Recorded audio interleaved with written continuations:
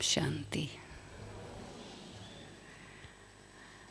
This morning our subject is the greatness of the power of truth. And there are quite interesting words in that.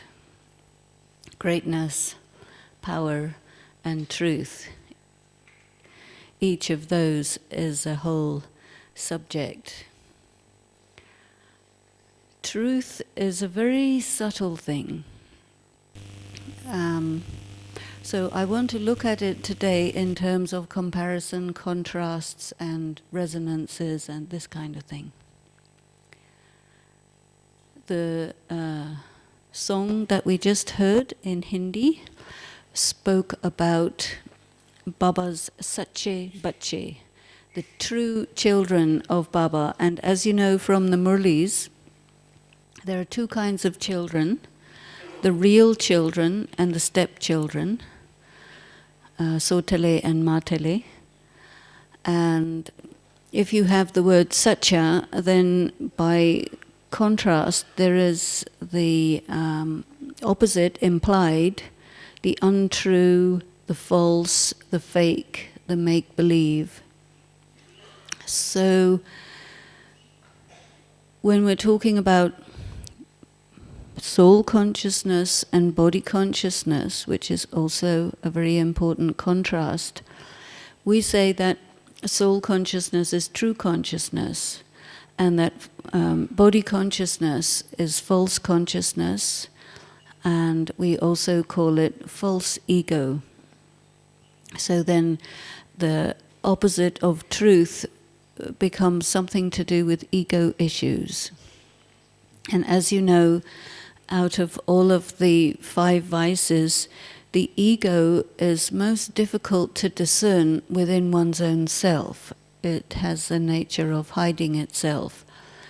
I think that we have a tendency, we can say perhaps the more we are in body consciousness, the more easy it is to see somebody else's false ego or ego problem. And we then react to it. So there is something about the falsehood, or the nature of falsehood, or the opposite of truth, which has a nature of escalating. Because the false sees the false, reacts to it, and then it's an escalating reaction. And Baba has given us homework to do. We have 2 more days to hand in our homework, as you know, or 3 days. And part of the homework was to become free from good and bad, or things which are right and wrong. So normally when we think of something being true, we're looking at one end of a spectrum with false at the other end of the spectrum.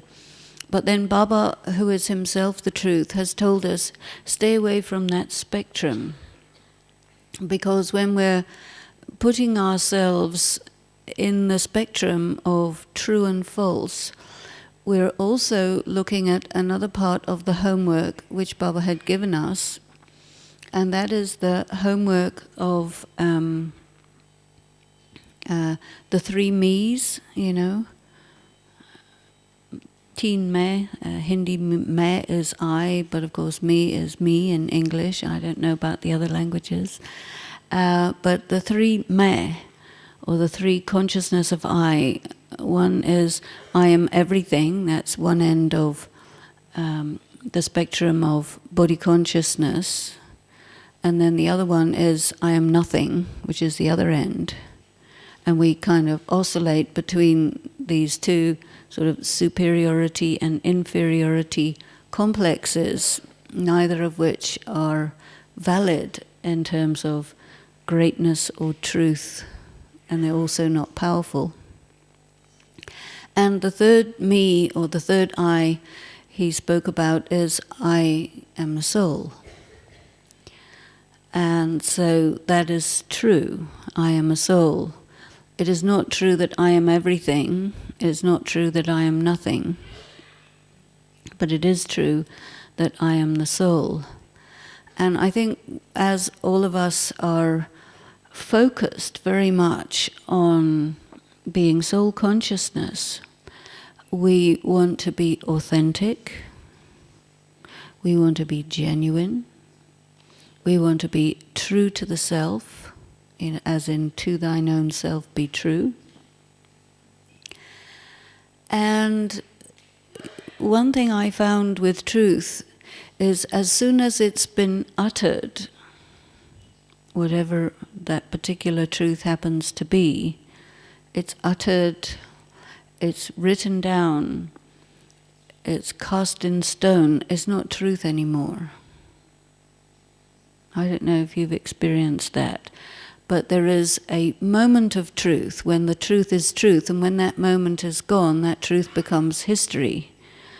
And it can be written down, and that we say so-and-so is true, or the truth, like God is here, the truth. But it's the moment of us experiencing that he has come that's true, and then when we say to somebody he has come, it's not true anymore, and that's why they don't accept it.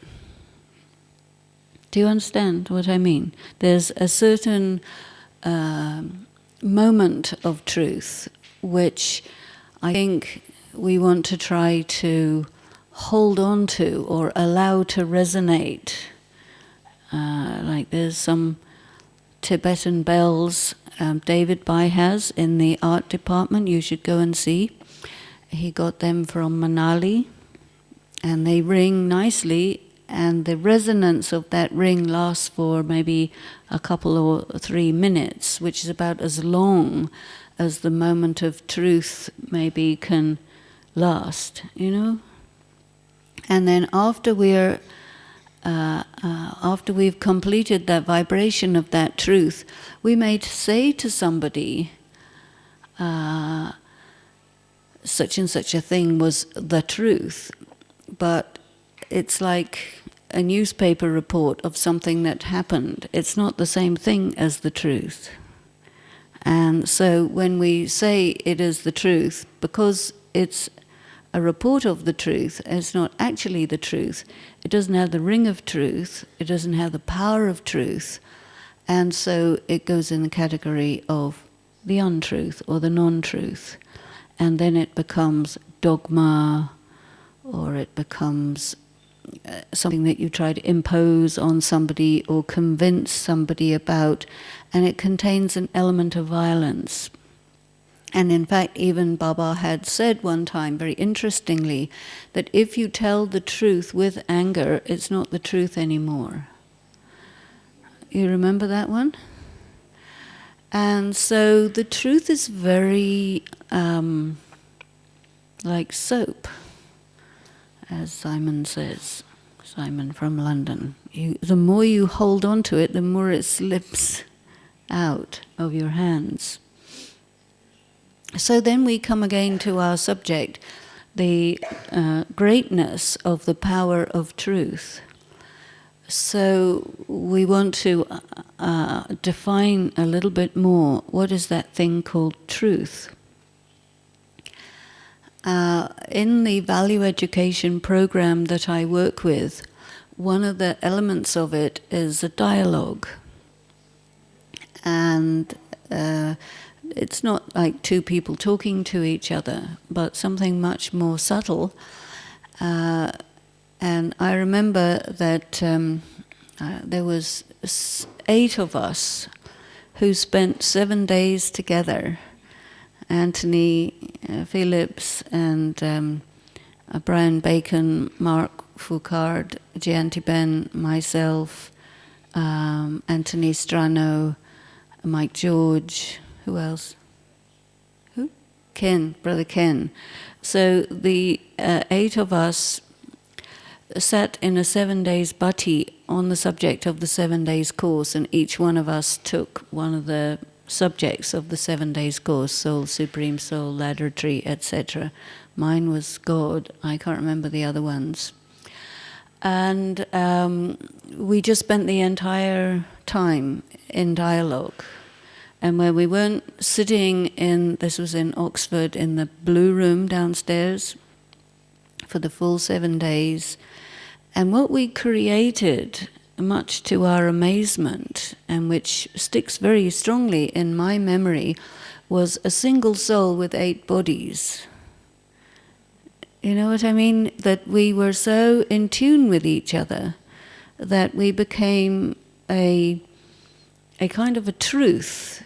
Of course, we enjoyed it for some time, and then the resonance of the bowl gradually faded, but it left a very powerful memory of what is possible when the different kinds of separators and misunderstandings, or being on a different wavelength or on a different planet or whatever that we all are, that constitute different degrees of falseness.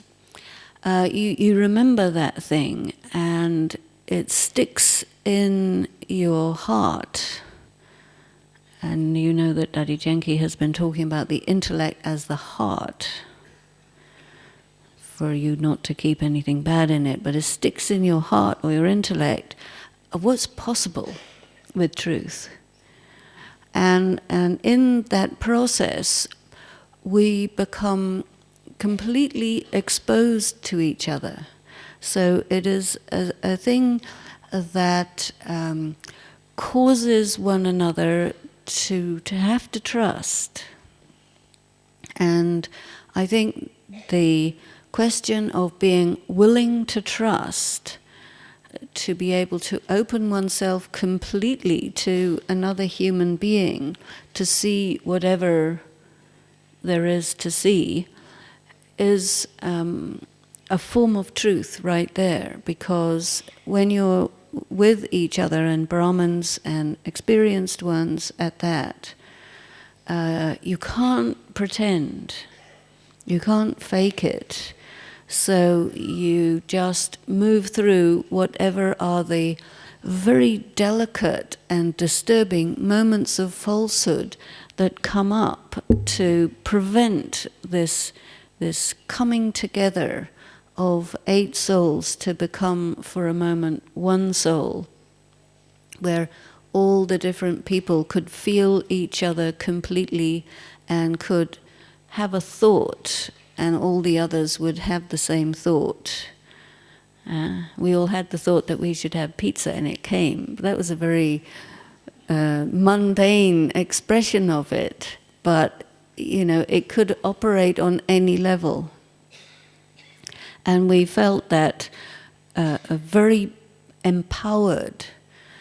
And sometimes I think when Baba tells us, you know, if everybody has the same thought at the same time, to that kind of extent that we 8 were able to build up, you can change the world in a second.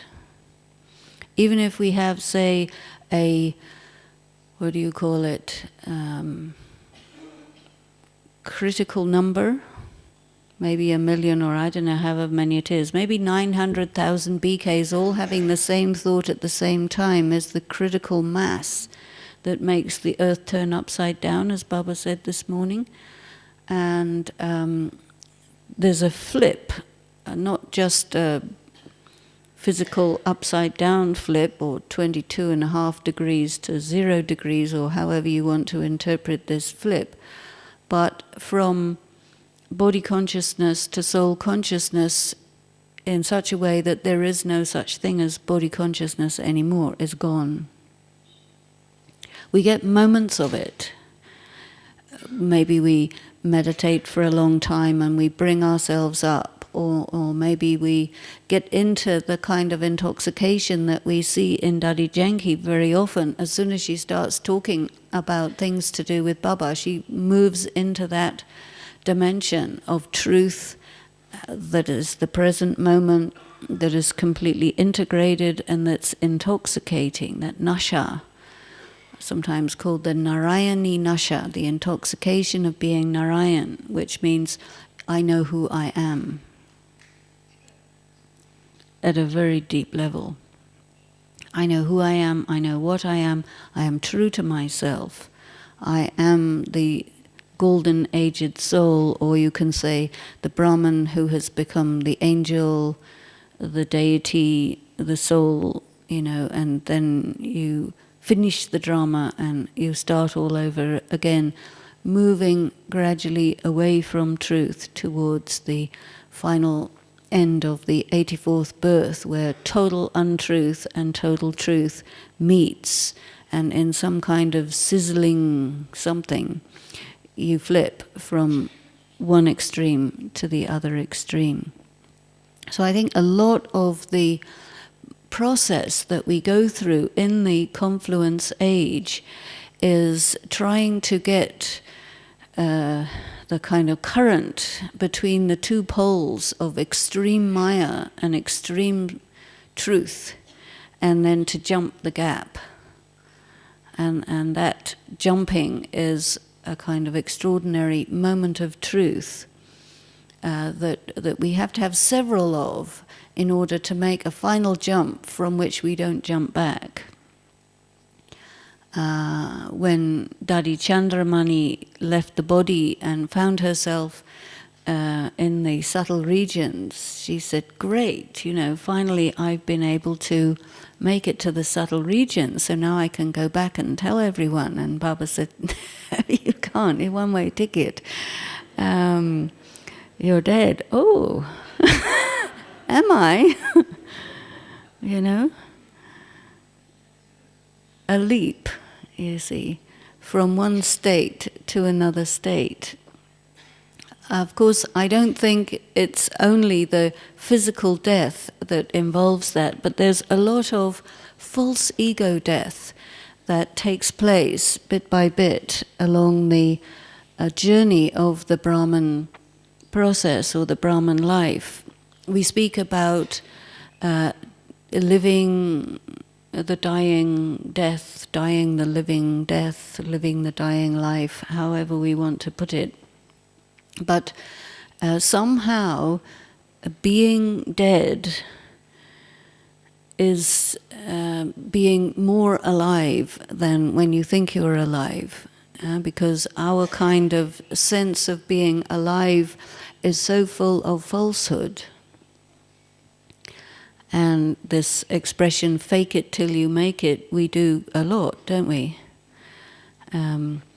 We inculcate soul consciousness. I'm meditating. And we try different ways. We see various people looking soul conscious, and then we put that on like someone who adopts different airs. We copy. Baba says we have to copy Brahma Baba. And so we may try in many different ways to copy Brahma Baba. But I think the main way in which we have to copy Brahma Baba is in surrender. Dadi Janki speaks about her relationship with Brahma Baba every time she is giving a class. And I think that for people who say, I have not met Brahma Baba because I am a sankalpa creation, creation of thought, an avyakt creation. And we do meet Brahma Baba every time we meet Avyakt Bab Dada. We do meet Brahma Baba every time we hear a murli. And we meet Brahma Baba in all kinds of different ways, because this Madhuban is his creation. And the experience of the different Brahmins who knew him in physical form adds to our own subtle experience and our angelic experience of him that we experience in our mind through touchings, through him coming to us, and so on. So there are many, many access points where we are able to copy Brahma Baba. You have copying, you have emulating, and you have following. And we are called brahmacharis. Brahmachari is a word for celibacy. And brahmachari also means Brahma Acharya, Brahma the teacher. And there's also an aspect of brahmachari, the follower of Brahma. And so following Brahma means purity. Purity is not something that you can discern very easily. Like, for example, I talk about these 5 elements of the soul. I hope you're keeping track of all my little threads that are going out there. The 5 elements of the soul: purity, peace, power, inner power, love, and bliss, not happiness. Purity, peace, love, power, and bliss. Now, you know what love feels like. You know what peace feels like. You know what power feels like. And if you're lucky, you know what bliss feels like. But what does purity feel like? Right? You don't know how to figure out how to get yourself to feel purity, I don't think. I mean, you can try it. But I think purity is a very intangible element of the soul. And so, by contrast, impurity is also intangible. And I think that purity is one of the things that's analogous to truth. So if we say the Narayani intoxication, that's also truth, that's also purity. I am true to myself, that's also a kind of purity, because when I'm not true to myself, that's impurity. You see. So I think the greatness of the power of truth goes parallel with the greatness of the power of purity. And I think truth is very intangible, momentary, but you can feel it when it comes. And then purity, I think, even more intangible. In India, purity is usually defined in my opinion, rather a gross way as somebody who's a virgin, you know. But I find that we want to go a whole lot further than that, purity. Because if you take the biblical reference to purity, they say, I think something like, "Blessed are the pure in heart, for they shall see God." I think that's right, is it? You would know better than me. But there's something about purity in heart and being able to perceive Baba. Because Baba is very difficult to perceive. You notice how Dadi Janki often makes the distinction, which she did in her morning class in Pandabhavan today, between knowing something here and knowing something here. And then making the analogy of the heart and the intellect, as opposed to the brain and knowing it but not knowing it. You know it intellectually, but you don't have a clue what it is, because you are not able to experience the meaning of that expression. And so words, when you're in body consciousness, are experienced intellectually, lexicologically, you can say, according to the dictionary. And the English language, at least, is made by body-conscious people. All right, even the pronoun he and she means it's a body-conscious language. And because the soul is neither a he body or a she body. So either of them are irrelevant. And we're not exactly an it either. So there is no pronoun for us who need them. And it's difficult to invent a new one because it becomes a BK jargon. You see, and as soon as you have a BK jargon, it's got a lot of quality of falsehood about it, because you have the in crowd and the out crowd who don't know what you're talking about. This sort of exclusionary nature of technical language is again a form of arrogance, which again is falsehood, comes from false pride. I know, you don't. Excuse me, you are a third-class human. And we have this aspiration, I have to be one of the 8. Okay, no, I don't think so. Okay, 108. So many people's email is so-and-so 108 at yahoo.com or something. This sort of superstitious hope that somehow we can invoke it, or your password, or your number on your suitcase lock. You see, it's very easy to get into a BK suitcase because we have certain kind of numerology that we use, which we think is secret, but it's not. It's obvious. So, we say, okay, we're Brahmins, we're BK, and we develop a kind of soul consciousness that's very body conscious, And then we experience at certain anguished moments that I don't know what this is, or what I'm doing, or what I did, but I have to redo it because it's not real. Is it? Do you feel that? And I think that the Brahman life is like that. You get a kind of sense of truth, and you go along that until it becomes so false that you can't hold it anymore. And you reach a dead end where you have to re-find and re-ring your Tibetan bell and get to the next level. So when I was talking about the little group of 8 in Oxford, the effectiveness of our dialogue still remains in our conversations 15, 20 years later. And so I used this in the value education groups, and it's very powerful. So that whatever topic we happen to take up in the dialogue group, we work for quite a long time, usually about 4 hours, and it's like churning the subject according to certain dialogue rules until you get a kind of a butter that comes out and rings, and everybody recognizes.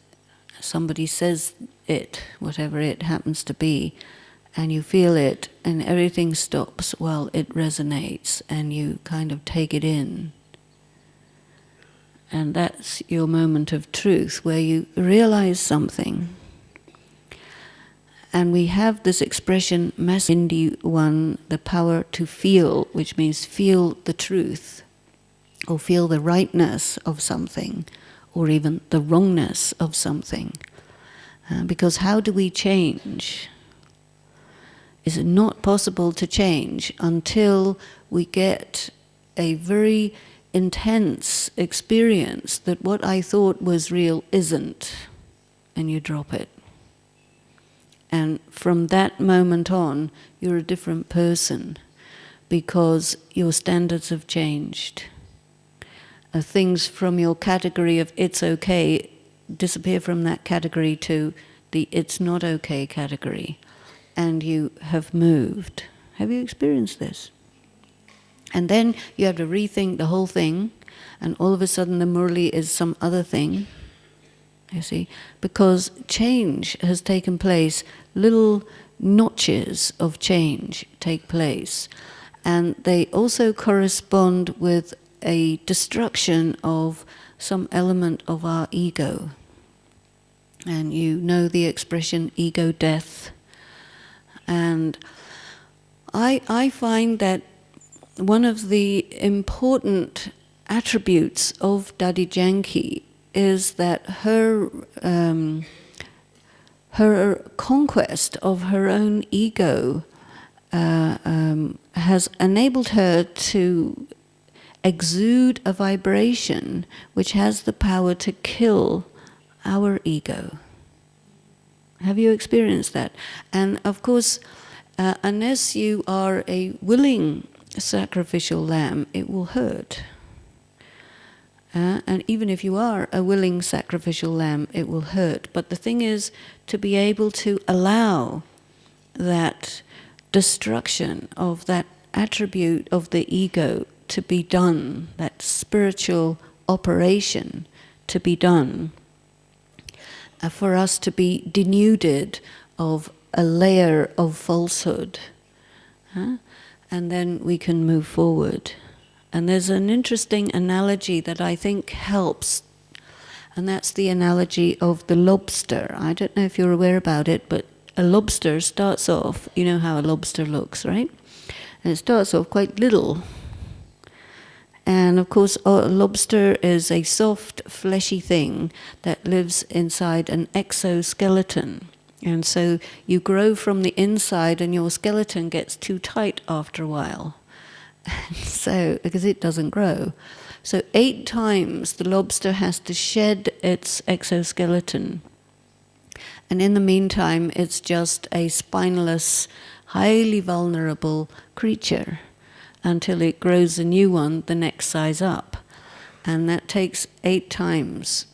And I find it quite a relevant analogy that as we move forward in our quest to become true to our own selves, we experience our personal growth to a point where it does not fit in our little compartmentalized sense of self, which we call our soul-conscious self, which is just slightly less body-conscious than our body-conscious self, but it's not all the way as far as soul-conscious, I think. So we have to burst out of these different constraints every so often, which is a very trying process. And sometimes we call this as Maya.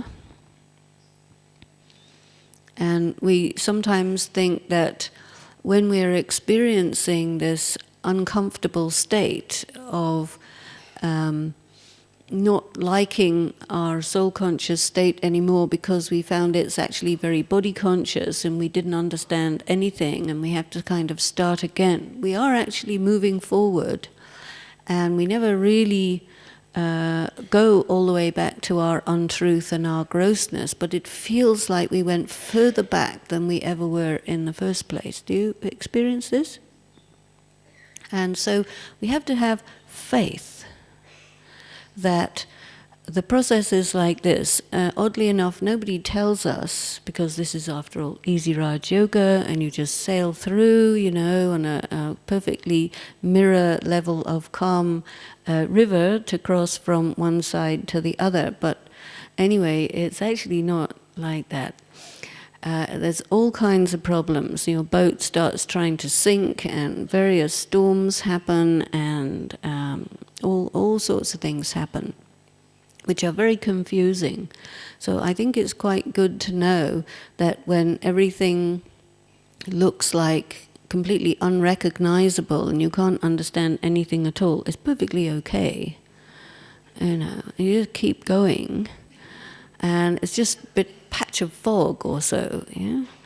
And you just move through and you come into, after the confusing period, you come into greater clarity, greater light, and then you say, yeah, this is true, you know. And still you go, and even that isn't it. And you go again, and that isn't it, you know. And all the while, we are supposed to maintain certain norms, certain principles, which are very, very necessary in this process.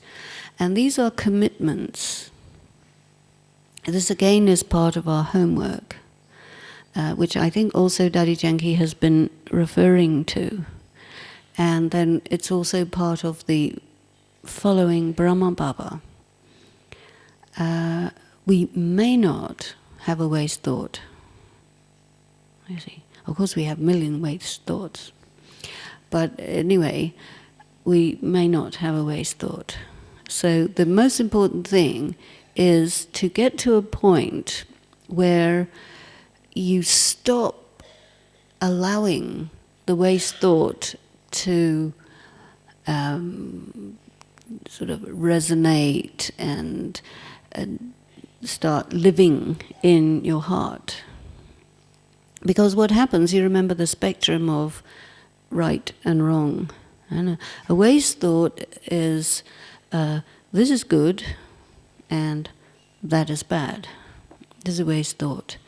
Because we get impressed by what's good, we like that, we go for that, and we don't like what's bad. We have to try and get rid of it, stop it, make everybody else agree that it's bad and that this thing is good.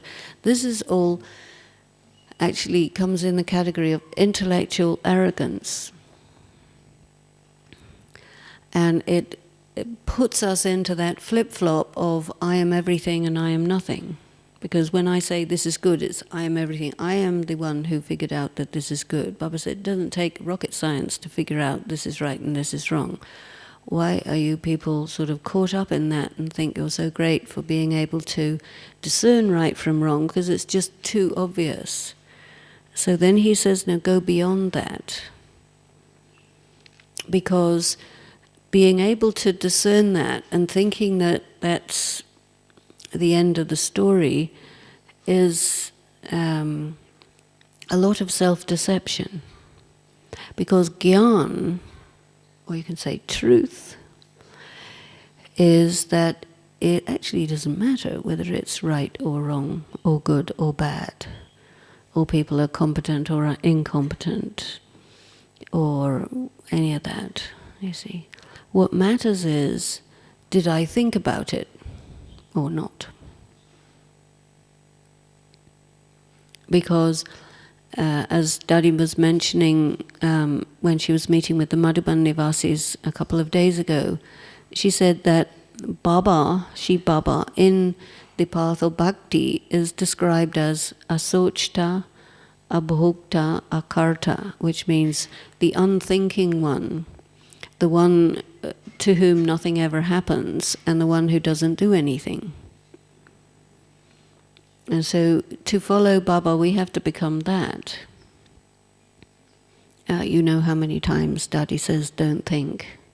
And in fact, today she asked everybody to make a commitment that by the 31st of October we will have lost the habit of thinking. So I used to say, I'm not going to give up thinking, that is my whole existence. You know? I think, therefore I am, or I am, therefore I think, you know. But no, she says, don't think. So, okay, if we don't think, then it means that we have to dispossess ourselves of our mind. And even again, part of the homework that Baba had given us is, you do not have a mind, therefore you do not have any right to have any waste thoughts, let alone bad thoughts. So waste and bad are anyway untrue. Untrue in the sense of they're not genuine, they're not valuable, they're not real in the sense of they don't have the power of truth, which is the power to persist, therefore don't have them. Because they're pollutants. Whether it's correct or not that somebody did that or said that or whatever is neither here nor there. Holding the thought is to pollute the conscience and prevent it from functioning. And then our power, we don't have power of discernment, power of accommodation, power of tolerance, power of discrimination, and good judgment. So if we don't think, then that I am nothing and I am everything is taken care of in that process of don't think. So if you don't think, then you just have to become a mirror and reflect Baba. I think one of the things mirrors are good for is if you want to attract attention and you're sort of lost in the ocean, you have a mirror, you just try to catch the sun in the mirror so that your mirror lights up very bright, yes? So I think that when the mind becomes completely still and you have given up saying, this is my thought, or this is my opinion, or this is my mind, and just try to reflect the light, that will be causing a lot of attraction. You will draw attention to the spiritual by doing that. Because every time we have a waste thought, or we have a negative thought, even if it's true, and even if it's right, it creates a wrong vibration. It doesn't reflect the light of truth. It reflects falsehood of intellectual arrogance. And so it doesn't attract. It's like it doesn't reflect anything visible. It reflects darkness. It just becomes like a black hole.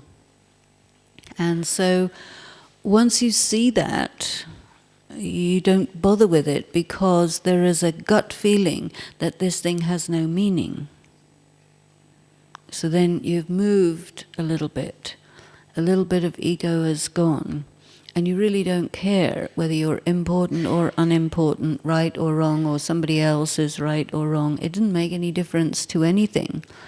And then you bring in the knowledge of drama, which Daddy Janki has also been talking about in these last few days.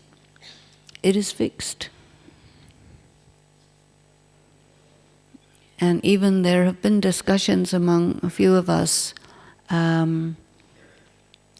you cannot actually have a thought, isn't it?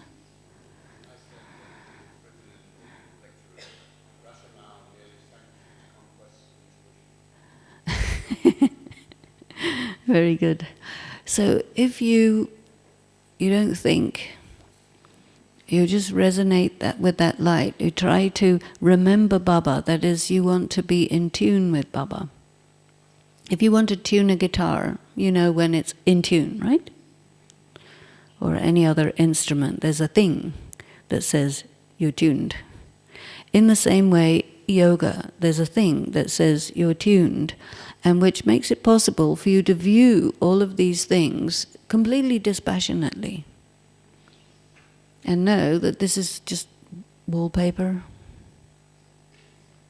At the level of thoughts, words, feelings, innuendos, what you don't know, what you're trying to know, any of those things. And your conscience starts to be able to function. And it says, wondering what somebody's talking about to somebody else is false, is bad. Yeah? Wondering what somebody thinks of you is in the same category. Wondering why somebody is getting something, because all of this raises the vibration of falsehood and takes us away from the truth of what it is to be, to exist. And then, of course, you can't just be a mirror that reflects Baba. Nobody can see Baba except us. And it says, blessed are the pure in heart because they can see God. So we can only really see Baba when we have denuded ourselves of all of these shells and masks and so on, to be able to be without a thought, where in that case the mind is no longer creating things that come from just the self, that is to say, that arise from the sanskaras. Because where do thoughts come from? Sanskaras. Then Baba had said, part of our homework, you do not have the right to have any sanskaras. Ooh. Because what is a soul? 4 things. Or what does the soul have?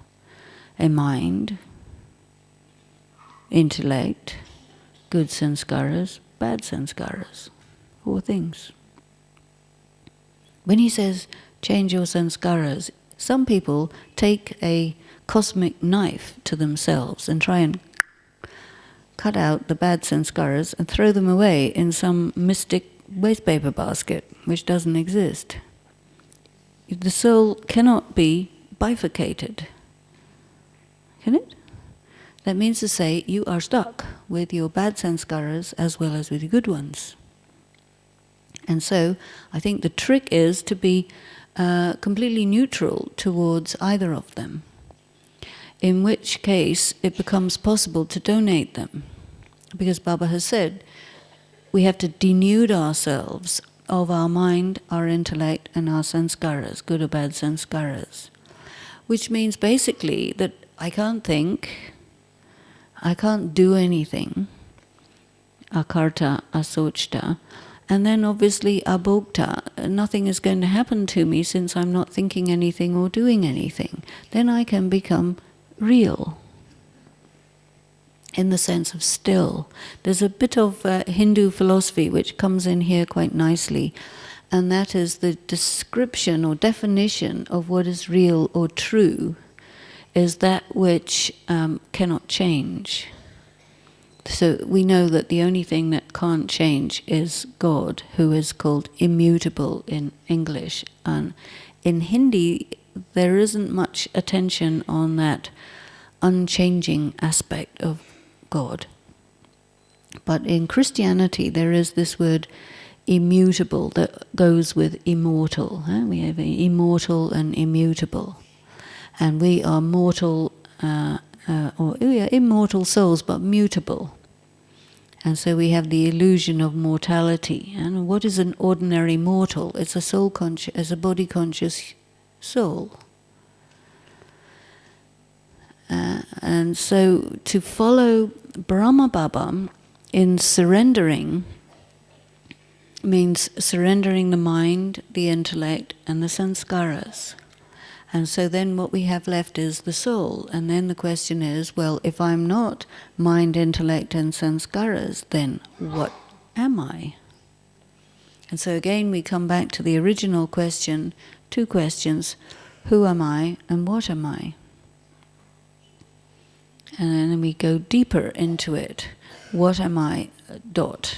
Okay, not a light bulb, small one, but a thing that cannot be represented. Geometrically, a dot has no, thickness, width, or depth, or anything. So I am, but I'm nothing, but I am. So I'm not nothing, I'm not everything or anything, but I am. The three me's, just I am the soul. I've donated my mind, I've donated my sanskaras, I've donated my intellect. And the last part of the Gita, Nashto moha smriti labdha, I have destroyed all of my attachments and I have understood who I am and what I am. In other words, you become still. So truth, or the greatness of the power of truth, is to be able to be so detached from the self that you just become a still point and just mirror, reflect Baba and become for a moment just like him. And I think this is what Brahma Baba has done. You see. We worry about status in the confluence age. And there is a very severe illness that's going around in the Iron Age called status anxiety. And it does penetrate the confluence age too. And it's represented by the phrase, I can't, I have to, I don't have time, what are you talking about, don't you understand, these kinds of things. And we are very afraid to let go. And so we cling to different positions and titles and all of this business. And then we find that we don't have enough energy or time to meditate. Do you experience this? And they say, I look at work and at family and no, I can't meditate, no way. You see, so that means that we got pulled into all that. It's just Om Shanti. And I like to look at this word power as a magnet. The greatness of the power of truth as a magnet to pull us from one dimension of reality through the eye of a needle to another dimension. Because when we're in body consciousness or false consciousness, we are basically in one world, which is the material world. And we are in materialistic consciousness, which is called Juti Maya, Juti Kaya, Juta Subsansar. You learn some Hindi along the way. Maya is false, the body is false, the whole world is false. This is a saying, well-known saying, that occasionally comes in the Murli. And it refers to the fact that when we're in body consciousness, we can roam around only in one world. Whereas in soul consciousness, we need to be able to roam around in three worlds. And we have to become lords of the three worlds, where we are equally at home and comfortable in the material world, the subtle world, and the incorporeal world. Now we know that the subtle world is like a dream, or a shadow, or a 3D, what do you call the thing, hologram type thing. In other words, we say, oh, it's not real. Now, if you're there, and you look back at this with its ness, it is gross, but it's not real any more than the subtlety of a hologram is real when you're looking at it from that perspective. And then you go to the soul world, where is, there's no thinking going on, there's no activity going on, and there's no consequences of any action. This is the state in which Shiv Baba dwells, akarta, asochta, abhokta.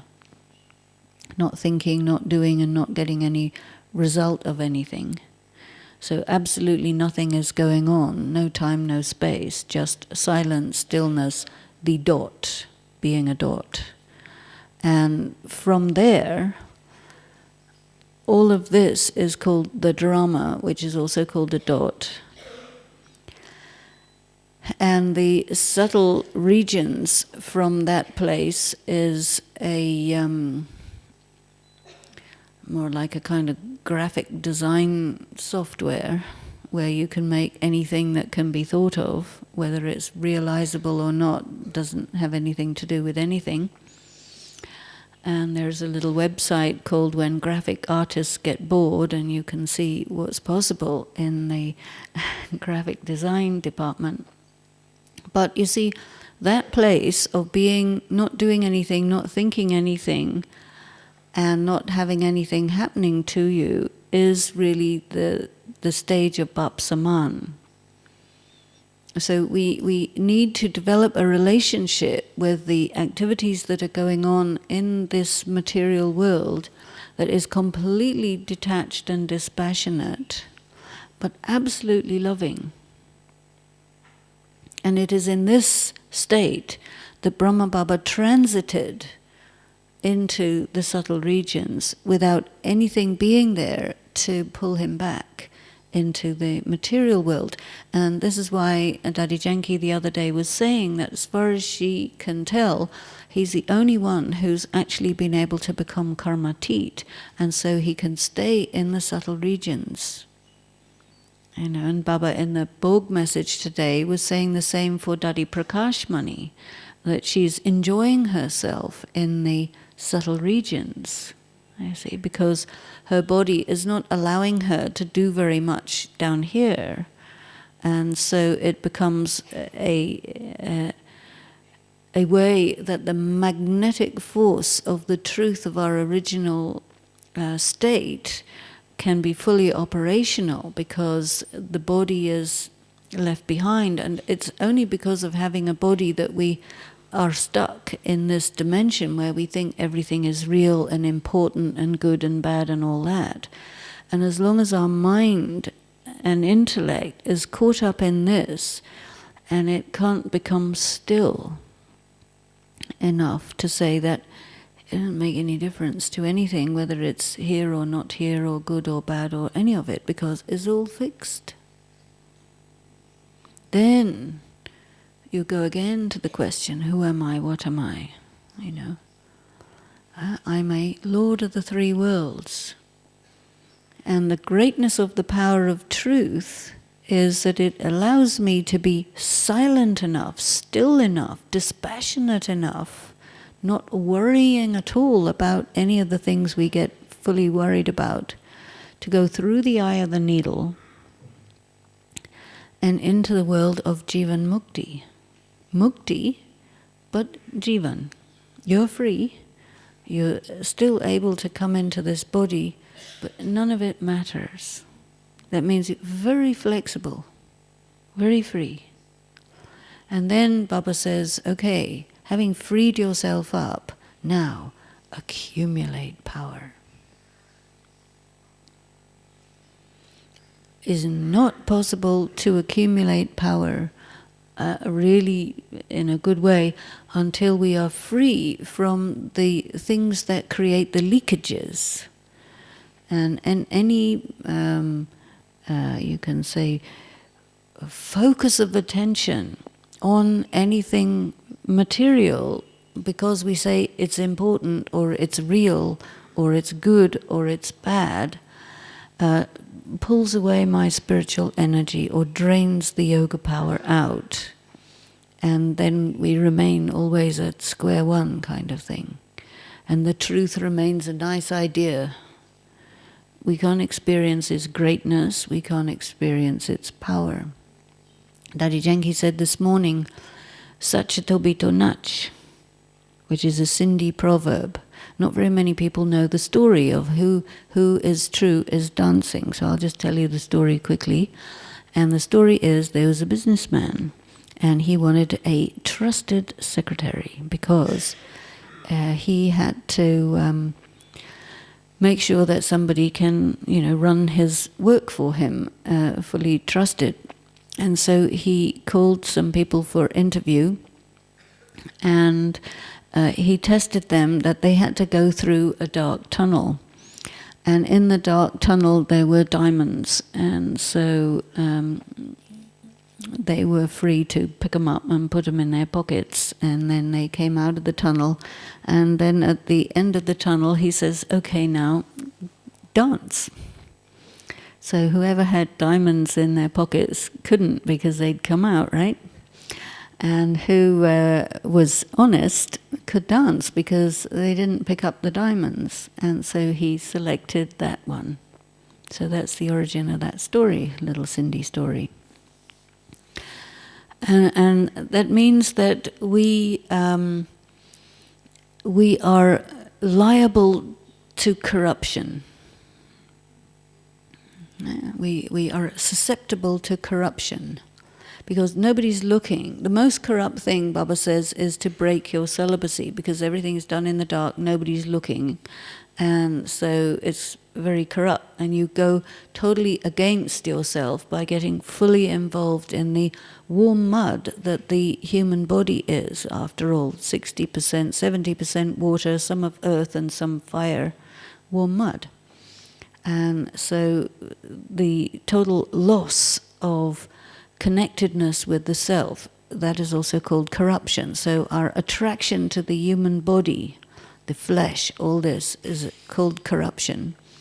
And then being willing to accept money in exchange for doing something that you know is immoral is also called corruption. That means to say, corrupt is to knowingly go against the dictates of your conscience. That means it's called impurity. Following the dictates of your conscience will take you to purity.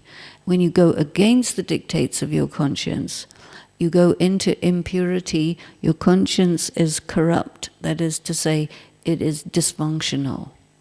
And so you understand things only from the point of intellect, where you can justify anything and figure it into whatever way you want it to be, to make yourself look good or feel good.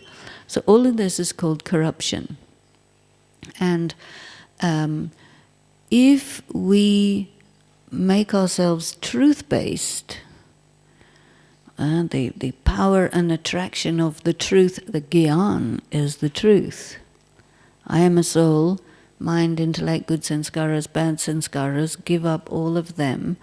I am a soul, I belong to Baba, and I'm going to the soul world and then to the golden age. And the attraction of that truth is counteracted by the attraction of matter, or the corruption. You see, and we are so unwilling to let go of our support system, which is corruption. And corruption begets corruption. Very difficult to get out of it. And when you get out of it, you have to expose the corrupt nature of yourself. And that doesn't feel good because the ego hates it. But it's a very good way for the ego to die, to allow this exposure to happen. If we don't want to do that, then instead of the power, the greatness of the power of truth, we can't go through the eye of the needle, we end up just corrupt. So that is one kind of destination, corrupt. And the other kind of destination is you see what's true, but you can't do it, but you can feel it. And so you kind of stretch yourself and your mind breaks, and that's called madness, so that's another option. And then the third option, which I think is very nice, but it doesn't sound very good, which is really the crucifixion. Because to get through the eye of the needle, to go to the other side, to actually allow the greatness of the power of truth to pull you through that tiny little space, you have to allow anything and everything that comes in the drama to destroy anything about you that's false. And it comes in the form of character assassination, rejection, false accusation, every kind of possible thing, along with illnesses and failure and so on and so forth, So you get good and crucified. But you become a dot and you can go through that little hole to the other side and become a master of the three worlds.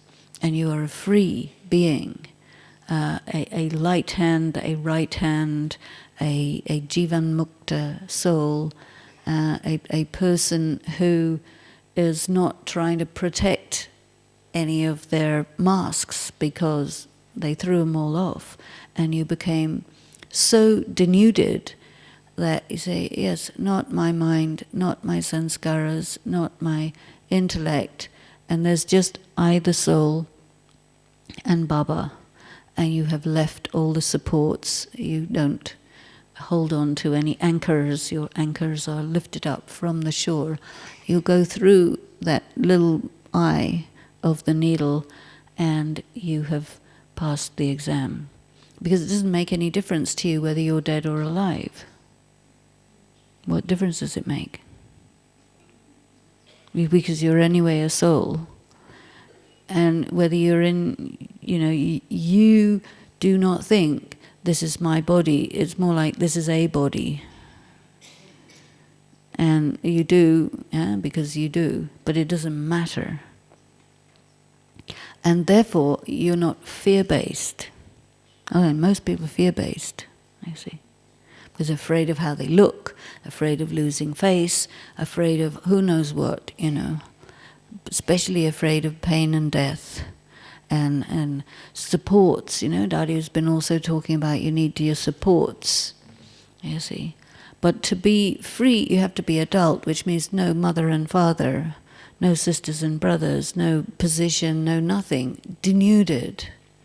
And you're a free bird. And just as Daddy was saying this morning, why do we offer Bhog? It's not bhakti, it's gyan. Why? Because he is the one who's sustaining us. So you become so free and so powerful, because you have to find your power as you lose the make-believe power, the security, the insecurity, right? Because when you're insecure, you have to have lots of money and you have to have lots of this and lots of that and lots of the other so that you can prove that you're powerful, but all you end up proving is that you're not powerful. You're weak. But when you denude yourself of everything and you just simply understand, I am an actor, here's the role, the circumstance will dictate the role. Could be anything, doesn't really matter. You're an actor, you get paid to do that particular part, whether it's a villain or a servant or a postman or a washerwoman or a king or it doesn't make any difference. So we have to discern, okay, this is the day, you get a direction, this is what you have to do, you do it, and there's either an obstacle or not. It either works out or it doesn't work out, but it doesn't make any difference, you see. Because you don't identify with that. You just simply work at being the mirror, very still, reflect the light of Baba through any circumstance. Doesn't really matter what it is. And so following Baba, being the one in consciousness of Shiv Baba while peeling potatoes, while sitting in tapasya, while walking with the children, while taking a bath, whatever it happens to be, the attention on, I am reflecting the Supreme Being. So he became the full moon, because the full moon is the memorial of Brahma Baba. I see, the reflection of the sun. So the Shiv Baba, the sun of knowledge, Brahma Baba, the moon of knowledge, and we are stars, that means little mirrors, who are reflecting the sun, in that sense of little bright lights. And then this is to find your truth and find your power. Once you've found your power, there's a very nice experience, which I like very much. Nobody can kill you, because anyway you're immortal, so it doesn't matter whether you're dead or alive. So that's it. And nobody can corrupt you, because your conscience is functional, and you don't really care whether you win or lose or any of that stuff. So you're incorruptible. And nobody can break your spirit, which is what is being done to you on a constant basis. Try and break your spirit, kill you in every possible way, so that you rise up from that fear base into value base or truth base. Then I, the soul, am just truth. Satyam, Shivam, Sundaram. This is what is said for God. He's the truth, He's beautiful, He's Shiva, the dot. So we also experience, as we come into that, everything is beautiful. So Daddy was saying this morning, she was liking this song, who has come and taught me how to smile, and made me his own and taught me how to smile, you see. So deep, simple, but so deep. You go to that point where you find your power, you find your truth, you find your freedom, and then nothing matters. You have passed. And it's like, I think as a karmatit must be something like that. So, Om Shanti.